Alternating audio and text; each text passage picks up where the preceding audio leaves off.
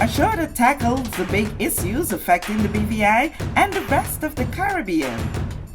Searches for answers to today's big questions and gives viewers a unique perspective on developing stories. Follow the big story with me, Kathy Richards, only on JTV.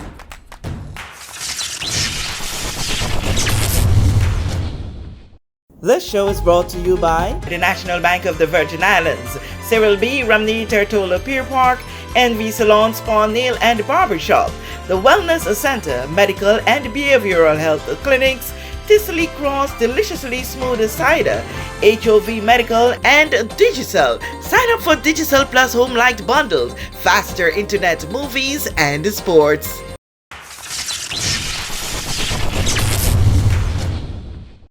Welcome to this edition of The Big Story. As usual, hopping out of the studio into the fields, and we're seeing people in what we call the religious look. So we're saying today that persons are moving from the pulpit and the pews of the walls of a church into the fields where we ought to do our shepherding. I want to welcome you to The Big Story. First of all, introduce yourselves to me. Hi, I'm Reverend Melanie Mullen. I am the Director of Reconciliation and Creation Care for the Episcopal Anglican Church in America. In America, that means you're a visitor here, right? I am, but we have churches all throughout the BVI, USVI, in 14 countries. So we are the Anglicans in this part of the world. Okay, and you are stationed here. Yes, I am. I am Father Ellis Clifton. I am the priest in charge at St. Mary the Virgin on the beautiful island of Virgin Gorda. Hey, everybody, how you doing? And this is no unfamiliar face to us, Sarah Penny. No, that's right, Sarah Penny. It's a brand.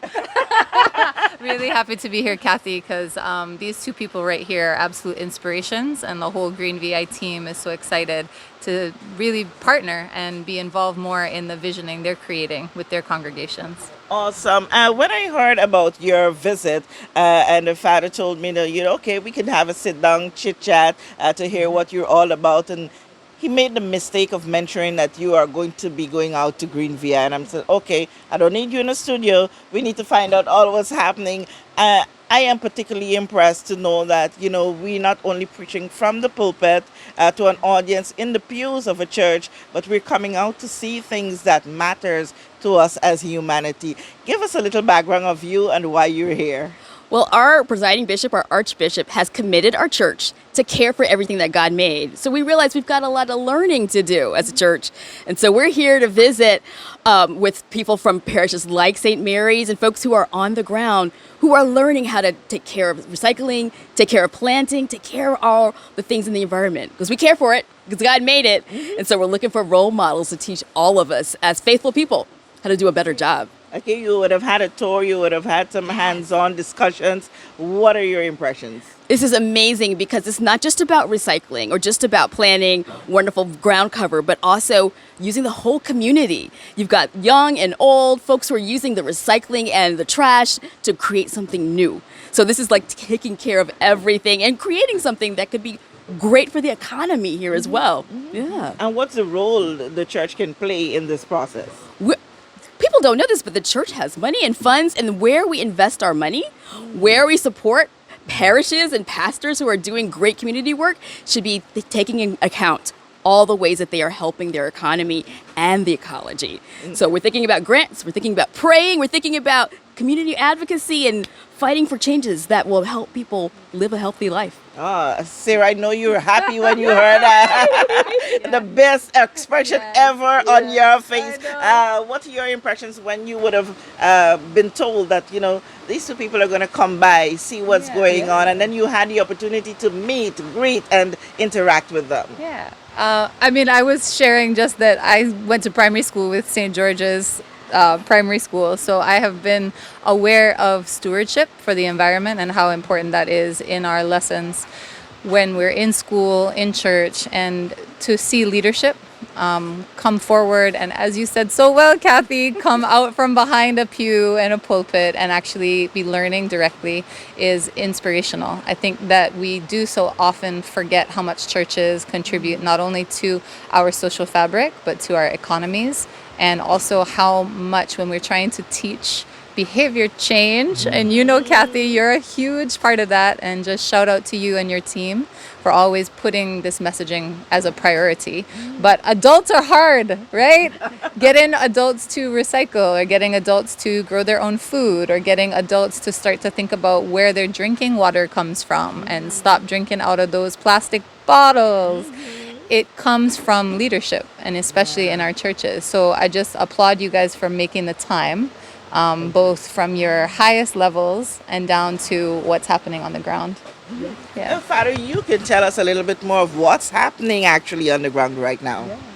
Well, first of all, I have to say thank you to Green VI and thank you to you for helping us to spread the message to the wider population here. Our relationship with Green VI actually began a few months after I arrived in the territory. I met members of Green VI at one of the festivals on Virgin Gorda and was very impressed with number one, what they said, and then number two, the youthfulness of the persons that were disseminating the information. The relationship continued, and the talks with one young man named Nicholas, who is not here today, but they continued with the church, and it continued to the point that he says, well, you know, we have this thing called the Green VI Pledge, and when you're talking about care of creation type activities, it seems like it would be a perfect match to a partnership, which I corrected and say, no, collaborative ministry with us. And we talked about it more. And so what we're doing specifically at St. Mary's through the part of the church that this young lady right here directs much of the ministry, we are getting ready to write a grant and submit a grant. And this is for hydroponic and aquaponic gardens. What we want to do is make an impact on the economy and on life on Virgin Gorda so that places like Buck Supermarket, Rosie Supermarket, that they will purchase the things, with a 5-year agreement right now, they'll purchase our stuff and you'll be able to have lower prices for that which you don't have to import in, and makes good use of our land, which is just growing up and going to waste. Also, things like that. But it doesn't stop there. That is our own personal ministry that affects others. We are big on collaborative ministry. And so in working with Green VI, we are proposing to work on projects, writing grants to the Care of Creation and Environmental Racism Task Force of the Episcopal Church on, well, they're still going to, they will direct what we will in partnership with. But I remember in this wonderful meeting that we had with Nicholas and some others, they talked about, I thought it was butterfly pollination, I might be wrong on that, and mosquito reduction. Yeah. And that's so, a big part. yes, Yeah, and so we are very excited about that, and also just disseminating the information to the rest of the community, so it doesn't seem to be that it's the church's job or the organization's job, but once they have the information in hand and realize that we have a call, we have a charge, from a faith perspective, a God-given charge to take care of what God has given to us, it's beauty, then we'll begin to change behaviors, change habits, and make that impact that is needed. Well, Sarah, I am so elated to hear this. And it also reminds me from the very first time we would have met and would have had our very first interview, you talking about that need for further collaborations of all sectors. To stand here today, years later, to see a collaboration being birthed with the religious sector says a lot to me. And how do you feel in this moment? Yeah, I mean, Kathy, I think most people know I love my country. right? And what we have to recognize is that it's our people that sustain us. So we've weathered storms, I put that mildly, right? In terms of the resilience of the country. We lose our infrastructure, we lose, we can lose so many things, but what we don't lose is the human spirit. And Virgin Islanders are determined, right? We're sometimes a little arrogant, but we are stubborn and determined.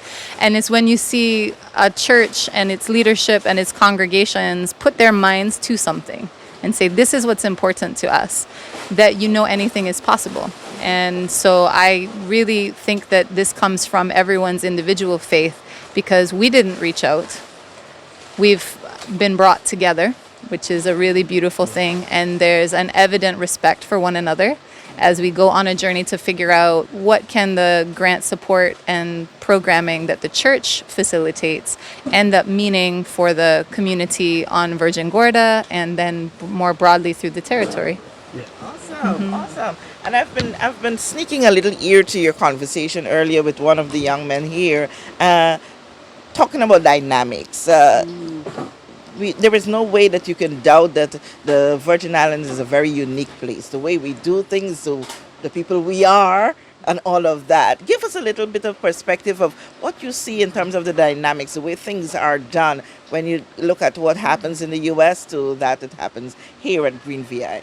I do think that the whole world has something to learn from watching the Virgin Islands, to see that there's places where community, government, nonprofit, and all the sectors can come together. And we have to do a global culture change to think that this is not just a matter for scientists or industrialists to do the work of caring for the earth. And so watching this on the ground thing happening is a thing for all of us, because we know the Caribbean is going to be eyes on for the places where people are going to face climate change. They're going to face the effects of pollution first and most than other people. And so the church is going to be watching and learning, because this is a great example of how we care for God's world and we pray with our hands as well as we pray with our hands and our hearts. Yeah, Sarah, this is a great moment for you. I've never seen you this. Yes. That tells me a lot as to what you are feeling in this moment and the prospects of where we're going. And I am particularly very pleased to know that you can walk out today dressed as a religious person at heart and by nature, and to move from that to what we always been saying, oh, the church need to come out more.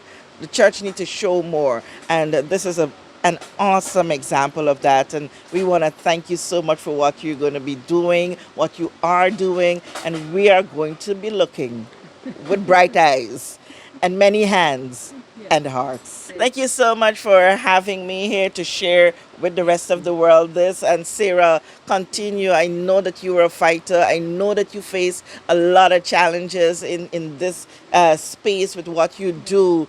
But thanks for your heart of dedication and commitment. Continue to do what you're doing and do more and more Amen. and more.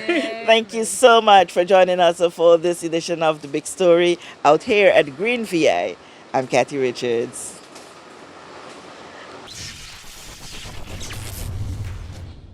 We know that where you choose to bank matters, and it is your vote on what your funds do in strengthening our community.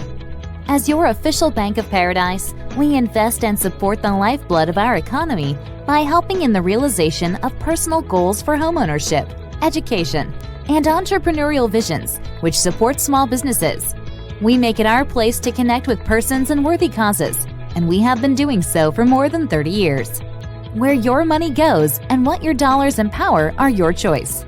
And we thank you for choosing us, a bank that gives where it matters the most, for you, for our community, and a happier tomorrow.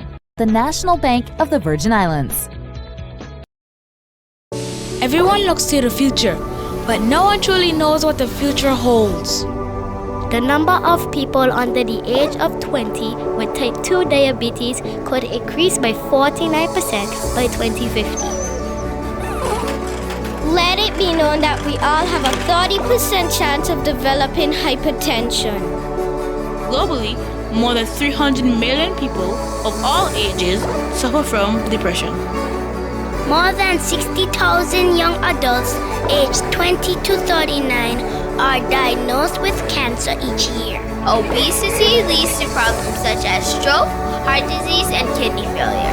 No matter your race, age, or color, we are all at risk. These diseases can be managed or prevented if caught early. But with the right medicine and the right doctors to keep us on a path to live a robust and healthy life. We will live well.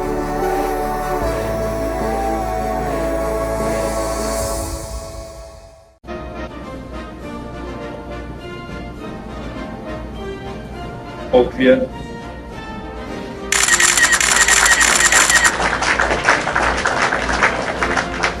Hi, I'm Cowboy, and I'm running for president of Steak. Thank you. And I will meet your needs.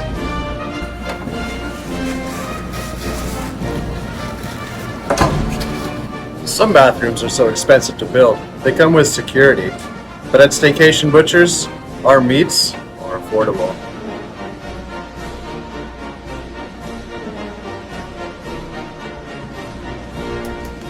People always ask me, Cowboy, where does your salmon come from? Well, our salmon comes from the water.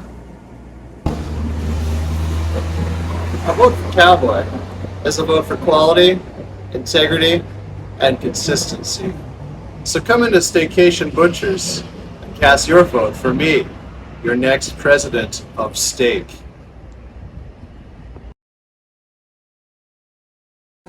Alexandra Durant approves this message. No, I don't. Plug into Digicel Plus and get even more entertainment with Disney Plus included. The best of Disney, Pixar, Marvel, Star Wars, and National Geographic all in one place. Whenever you want, plug into Plus to enjoy Disney Plus and much more with a home fiber bundle. Sign up today. Digicel Plus.